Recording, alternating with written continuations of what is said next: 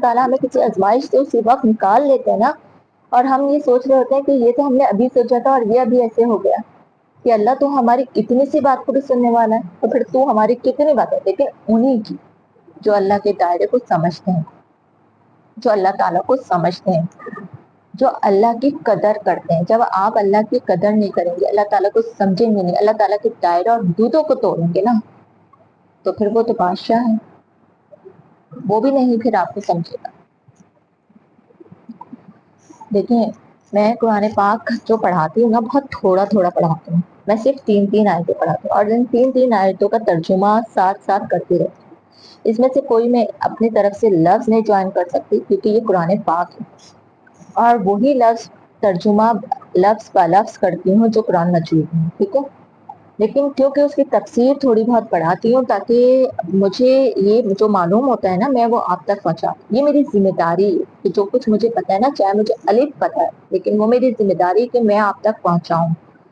کیونکہ اللہ تعالیٰ نے ایک گاؤں تھا، تو اللہ تعالیٰ نے ایک بہت عبادت کرنے والا تھا، تو وہ جب عبادت کرتا تھا نا، تو اللہ تعالیٰ نے سب سے پہلے فرشتوں کو کہا، پر وہ خاموش رہتا تھا، تو اللہ تعالیٰ نے فرشتوں کو اس کو کہا کہ سب سے پہلے اس کو جا کے سزا دو، اس کو جا کے سزا دو، کیونکہ اسے سب کچھ معلوم تھا اور اس نے سب تک آگے نہیں پہنچایا.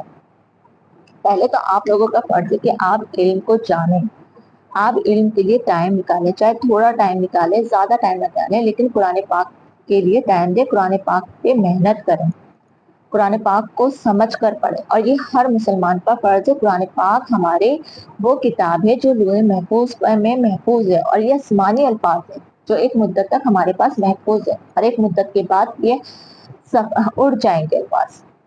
ہمارے پاس آپ صلی اللہ علیہ وسلم تھے، اور آج ہمارے درمیان آپ صلی اللہ علیہ وسلم کی محبت ہے، آپ صلی اللہ علیہ وسلم کا احساس ہے، آپ صلی اللہ علیہ وسلم کی نورانیت ہے، ان کی چاہت ہے، ان کی محنت ہے، انبیاء اکرام کی، صحابیات اکرام کی، یہ سب ہم تک جو آج دین موجود ہے نا، تو یہ ہمارے انبیاء اور رسولوں اور صحابیات کی محنت کی وجہ سے ہے.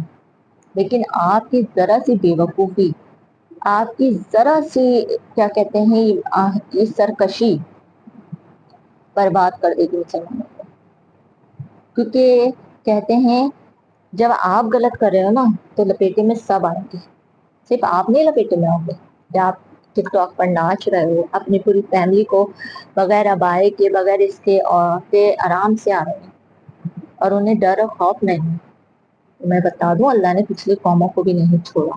جب اللہ نے پچھلی قوموں کو، عاد اور سمود کو نہیں چھوڑا، جب اللہ تعالیٰ نے فرعون کو نہیں چھوڑا، فرعون نے لاسٹ ٹائم پہ کلمہ پڑھنا چاہا تھا، تو حضرت جبرائیل علیہ السلام نے ان کے منہ میں کیچڑ بھر دی.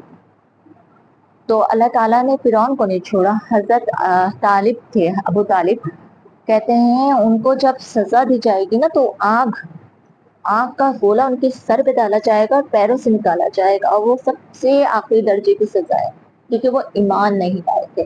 وہ صلی اللہ علیہ وسلم کا ساتھ دیتے تھے، پر وہ ایمان نہیں لائے تھے. ابو طالب، ان کو بھی سزا دی جائے گی.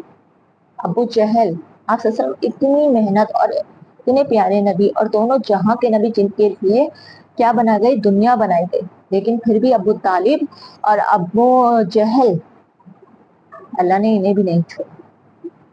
جبکہ آپ صلی اللہ علیہ وسلم نے دعا کی تھی ابو جہل اور حضرت عمر رضی اللہ تعالیٰ عنہ، لیکن اللہ نے ابو جہل سے اتنی نفرت کی کہ حضرت عمر رضی اللہ تعالیٰ عنہ کو اللہ تعالیٰ نے اسلام دے دیا، ایمان دے دیا، بات محبت کی ہے. جب آپ اپنے رب کے دائرے میں کھڑے رہتے ہیں نا، تو اللہ آپ کی محنت کو ضائع نہیں کرے گا.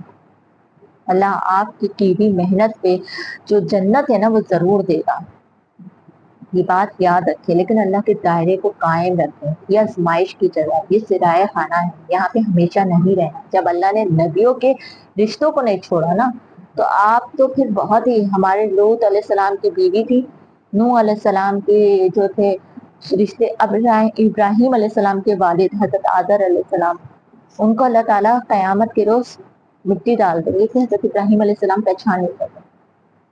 کتنے بڑے حضرت ابراہیم علیہ السلام، آپ صلی اللہ علیہ وسلم کے دادا، آپ اللہ کے دوست، رسول صلی اللہ علیہ وسلم، ہمارے آخری اور پیارے نبی، उनके रिश्तों में अल्लाह ताला ने नहीं छोड़ा। आप समझते हैं आपने कलमा पढ़ लिया और आप नाचेंगे, गाएंगे और आप ये सोच रहे हैं कि आप दीन के दायरे में, ये तो आपका सोच है, ये आपकी सोच है कि आप अब भी मुसलमान हैं। आप डांस कर रहे हैं, आप नाच रहे हैं, आप बेहयाई की हर हदूद तोड़ रहे हैं और आप ये सोच रहे हैं कि आप मुसलमान हैं, आपने तो कलमा पढ़ लिया। आपको तो यही नहीं पता कि आप कुफर के दायरे से कब आप मुसलमान के दायरे से कुफर के दायरे में आ गए, आप काफिर बन गए। और आपको यही नहीं पता कि आप दुनिया से मुसलमान जा रहे हैं या काफिर जा रहे हैं। तो आप सुबह कलमा पढ़ रहे हैं, शाम में ऐसी हरकतें कर रहे हैं, तो आप उस दायरे से, मुसलमान के दायरे से निकल गए।